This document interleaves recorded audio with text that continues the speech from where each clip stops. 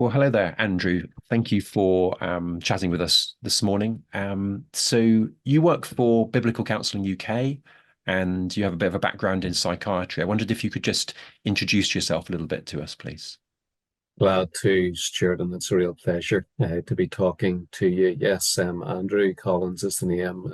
You might gather from the accent. I'm based over in Northern Ireland. I'm married to Nicola. We have five children, and I've worked for most of my career in psychiatry as a consultant psychiatrist. So, spent well nearly 25 years in psychiatry, and most of that as a consultant.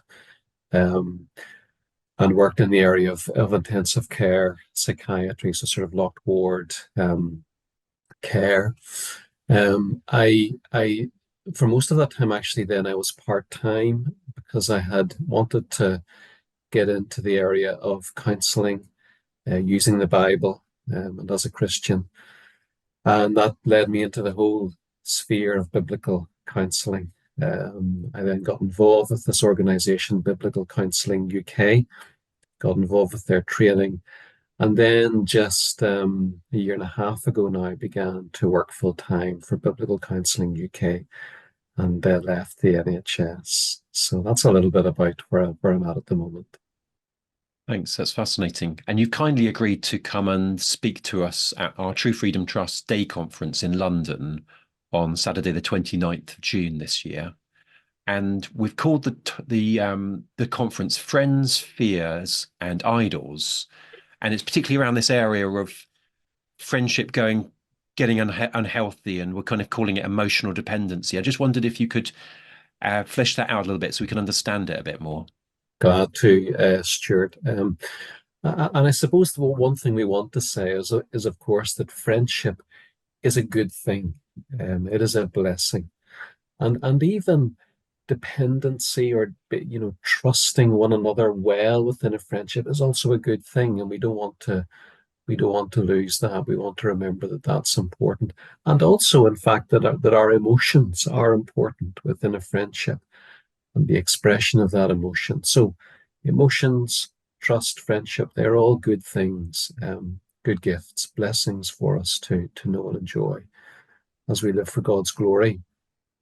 Sometimes, however, we find that we can slip into, I suppose, this concept that is called emotional dependency, where, for example, we find that we become overly dependent on another person, and that can reflect itself emotionally for us. It might be that we find that whenever that relationship with another person is going well, it's not just that we enjoy it, but almost that we're on a high when we feel accepted and received and welcomed and loved by another person. Um, to the point almost where we feel, I really need that person to enjoy life and to be able to live well.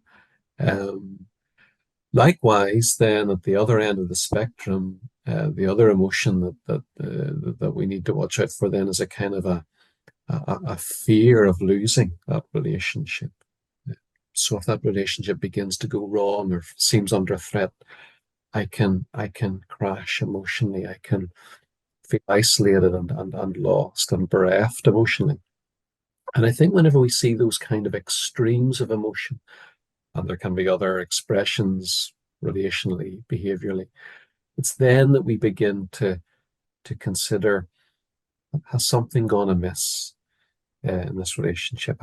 Have I begun to slip into, I suppose, what we are calling today emotional dependency? And it's there that we really then begin to want to think, well, what's going on at a deeper level? What's going on in my heart?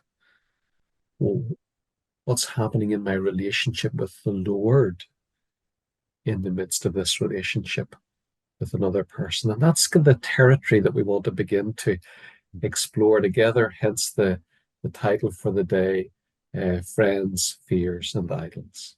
That sounds fascinating, Andrew. We're really looking forward to it. And I think you're going to sort of explore it in two main areas. Firstly, kind of describing and understanding the experience of emotional dependency, and then secondly, looking at how to address it in ourselves and how to help others through it. Yeah, Exactly, Stuart. Yeah, we want to, so we both want to take a bit of time to sort of take apart a little bit more the kind of ideas that I've just mentioned.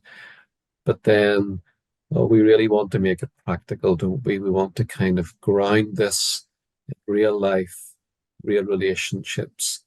And so, with the Lord's help, we'll be able to do that. And also look forward to some discussion on the day because often we find that things that we think about like this, they become much more grounded as we think together and as we begin to talk and do a little bit of questioning and answering about these things too. So looking forward to that.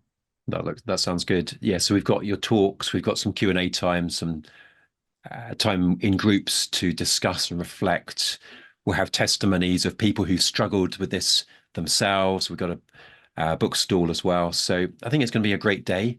I know this is an issue that many within True Freedom Trust struggle with, who are same-sex attracted, but I think it has wider application. Perhaps this is something that we all need to look out for, that risk of kind of our friendships going in unhealthy ways. And even just how we help one another, how we help others who maybe are struggling in this area. So I think it has a wide interest. Yeah, so if people want to book on the day, you can go to the truefreedomtrust.co.uk website, and the events page has got a booking on there. It's Saturday, the 29th of June in central London. Andrew, we're really looking forward to having you with us on that day. We're really looking forward to being there, Stuart, and also just to meeting those that are able to come along. That'll be a real blessing. Thanks very much.